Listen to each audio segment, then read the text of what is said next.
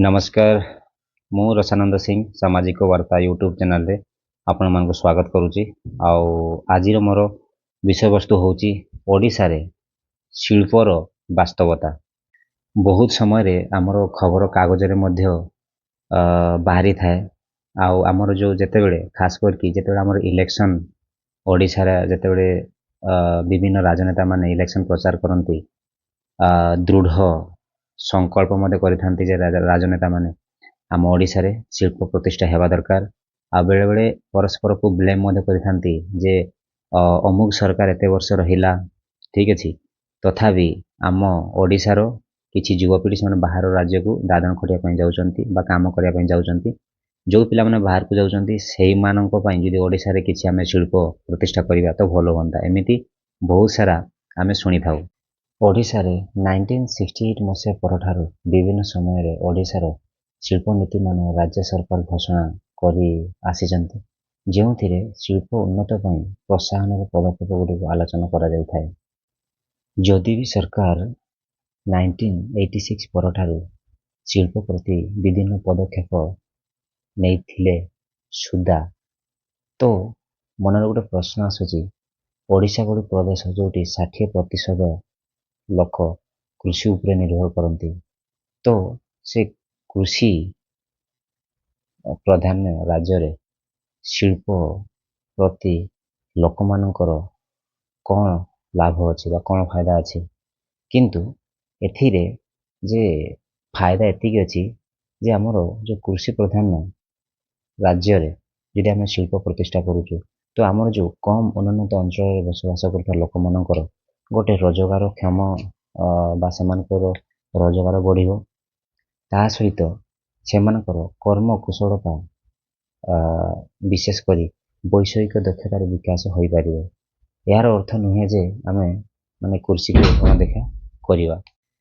आमको शिल्पर प्रतिष्ठा करने सहित कृषि की मध्य प्राधान्य देवा दरकार। तो वर्तमान प्रश्न है एक निर्दिष्ट राज्य बा अंचल शिल्प विकास पाई क्यों प्रकार परिस्थिति दृष्टिकोण नियम कार्य पद्धति आवश्यकता रही, विशेषकर क्यों प्रकार नियम और कार्य प्रणाली विभिन्न देश और प्रदेश मानकर फलप्रद हो पारि।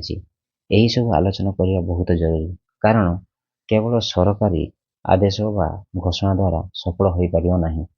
आम जदि कौन शिल्प प्रतिष्ठा करने प्रयास करने पूर्व सर्वप्रथम आमको यह भाविबा पड़ो जे क्यों प्रकार शिल्प आम राज्य रे करिले चलिबो। तो क्यों प्रकार शिल्प आमको करने द्वारा आमर तांकर जो कंचामाल बा लोक मान रोजगार क्षम हो पारे, से दृष्टि रखिकी आमको शिल्प प्रतिष्ठा करने दरकार। खाली कथार हावाबाजी कले हेनी। तो से दृष्टि जदि मु कहवाई चाहिए कि आमर शिल्प प्रति जदि आम कहवा तो साधारणतः आमको दी प्रकार शिल्प आम राज्य उपयोगी। दी प्रकार से प्रथम शिल्पटी हूँ बड़ शिल्प विभक्त करी एंड द्वितीय शिल्पटी गोटे छोट शिल्प विभक्त करी। तो बड़ शिल्प मुझे करी जोटा कि आमर जो प्राकृतिक संबल मिलूवा जमी मन आमर लुहा लुहा हो आलुमिनियम हो ठीक अच्छे। तो यही सब नहीं कि जो आम गोटे शिल्प प्रतिष्ठा करुचु तो लुहा जमी मुझे आलुमिनियम तो आमर जमी आमर वर्तमान ओडिशा रे मध्य लुहा खनि अच्छी ठीक अच्छे। तो यही जेहेतु आम राज्य रे लुहा खनि अच्छी तो यही कंचामाल जेहेतु आमको मिलूँ तो ये कंचामाल दृष्टि नहीं कि आमको लुहा खनि आलुमिनियम टाइप स्पार जो आम कर तो यहीटा गोटे आम पाखे गोटे ऑप्शन अच्छी। आउ जिते आम कौन सी गोटे शिल्प बड़ धरण शिल्प आम करुचु तो से अप्रोक्स मे भी मु ठीक कहूनी तो फिर भी अप्रोक्स 500 लोक एवरेज ये जो बड़ शिल्प लोक मैंने एंगेज हो पारे ठीक अच्छे।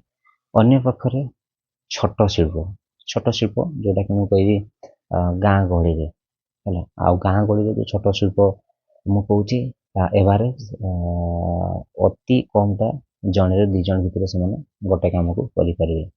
तो यही 2टा जिनस ମାନେ ଦିଟା ଜିନିଷ ମିନ୍ସ ଯୋଉ ଦିଟା ଶିଳ୍ପ ଆମେ ବର୍ତ୍ତମାନ ପାଇଁ ଆମେ କରିପାରିବା। ଆଉ ଗୋଟେ କଥା ଅଛି ଯେ ଆମର ଲୋକମାନଙ୍କର କିଛି ଭୁଲ ଧାରଣା ମଧ୍ୟ ଅଛି। ଯଦି ଲୋକମାନେ କାମ ପାଉନାହାନ୍ତି ତ ସେମାନେ ବାହାର ରାଜ୍ୟକୁ ଯାଉଛନ୍ତି, ଠିକ୍ ଅଛି। ତ ସେମାନଙ୍କ କହିବା କଥା ହେଉଛି ଯଦି ସେମାନେ ବାହାର ରାଜ୍ୟକୁ କ'ଣ ପାଇଁ ଯାଉଛନ୍ତି, ଯଦି ଯୋଉ କାମ ବାହାର ରାଜ୍ୟରେ କରୁଛନ୍ତି ସେଇମାନେ ସେଇ କାମଟାକୁ ଆମ ରାଜ୍ୟରେ କରିବା ଦରକାର। ଯେତେବେଳେ ସେଇ କାମଟା ଆମ ରାଜ୍ୟରେ କରିବ ବା ସେଇ ଶିଳ୍ପଟି ଆମ ରାଜ୍ୟରେ ଯେତେବେଳେ ଆରମ୍ଭ ହେବ ସେତେବେଳେ ଲୋକମାନେ ଏଇଠି ଆମ କରିପାରିବେ, ଠିକ୍ ଅଛି। ତ ଏଇଠି ଗୋଟେ ଭୁଲ ଧାରଣା କ'ଣ ଅଛି ଯେ ରାଜ୍ୟର ପ୍ରତ୍ୟେକ ଜିଲ୍ଲାରେ କମ୍ ଉନ୍ନତି ଅଞ୍ଚଳରେ ଶିଳ୍ପ କରି ଲୋକମାନଙ୍କ ପାଇଁ ଚାକିରି ଯୋଗାଡ଼ କରିପାରିବା ଏବଂ ସେହି ଅଞ୍ଚଳ ଗୁଡ଼ିକୁ ସମୃଦ୍ଧ କରିପାରିବା। କମ୍ ଉନ୍ନତ ଅଞ୍ଚଳ ଗୁଡ଼ିକରେ ପ୍ରାକୃତିକ ସମ୍ପଦ ଥିଲେ ଶିଳ୍ପ ସମ୍ଭବ ହୋଇପାରିବ, କିନ୍ତୁ ସମସ୍ତ କମ୍ ଉନ୍ନତି ଅଞ୍ଚଳରେ ଏହା ସମ୍ଭବ ହୋଇପାରିବ ନାହିଁ। ଆମେ ଯଦି କହିବା ଯେ ଆମେ ସବୁ ଜାଗାରେ ଆମେ ଲୁହାର ଫ୍ୟାକ୍ଟ୍ରି ଆମେ ବସେଇବା, ଠିକ୍ ଅଛି, ତ ସେମିତି ହେବ ନାହିଁ। ମୁଁ ଏଥିପାଇଁ ହେବନି କହୁଛି କାହିଁକି ନା କୌଣସି ଶିଳ୍ପ ସ୍ଥାପନ କରିବାକୁ ହେଲେ ଏହାର ଅର୍ଥନୈତିକ ଦୃଷ୍ଟିରୁ ସୁବିଧାଜନକ ହେବା ଆବଶ୍ୟକ। ନହେଲେ ଭବିଷ୍ୟତରେ କମଜୋର ଶିଳ୍ପ ସଂସ୍ଥାନ ହେବା ଦ୍ୱାରା ରାଜ୍ୟର ଅର୍ଥନୀତି ଉପରେ ବୋଝ ହୋଇପଡ଼ିବ।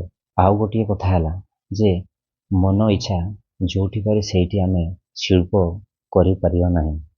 ମୁଁ ଏଇଥିପାଇଁ କହୁଛି ଯେ ଶିଳ୍ପର ଆଉ ଗୋଟେ ଗୁରୁତ୍ୱପୂର୍ଣ୍ଣ ଦିଗ ହେଉଛି ଯେ ଏହା ଗୋଟିଏ ସହର ସମ୍ବନ୍ଧୀୟ କାରବାର ହେଲା, ସହର ସମ୍ବନ୍ଧୀୟ କାରବାର। ଲୋକାଲରେ ଏହାର ବିକାଶ ସମ୍ଭବ ନୁହେଁ। ଏହି ପରିସ୍ଥିତିରେ ସହରୀକରଣ ଓ ଏହାର ଏକତ୍ରୀକରଣ ରାଜ୍ୟର ଶିଳ୍ପ ଉନ୍ନୟନ ପାଇଁ ନିହାତି ଆବଶ୍ୟକ। ଯେମିତି ମୁଁ କହିଲି ଯେ ଏଇଟା ଗୋଟେ ସହରୀ ବ୍ୟବସାୟ ବା ସହରୀ ସମ୍ବନ୍ଧୀୟ ଗୋଟେ କାରବାର ଶିଳ୍ପ, ଠିକ୍ ଅଛି। ଯଦି ଆମେ ଯୋଉଠି ପାରି ସେଇଠି ଶିଳ୍ପ ଆରମ୍ଭ କରିବା, ଠିକ୍ ଅଛି, ଆଉ ତାର ସହରୀକରଣ ବା ଏକତ୍ରୀକରଣ ସୁବିଧା ନାହିଁ ତ ସେଠି ଶିଳ୍ପ ଖୋଲି କିଛି ଲାଭ ନାହିଁ।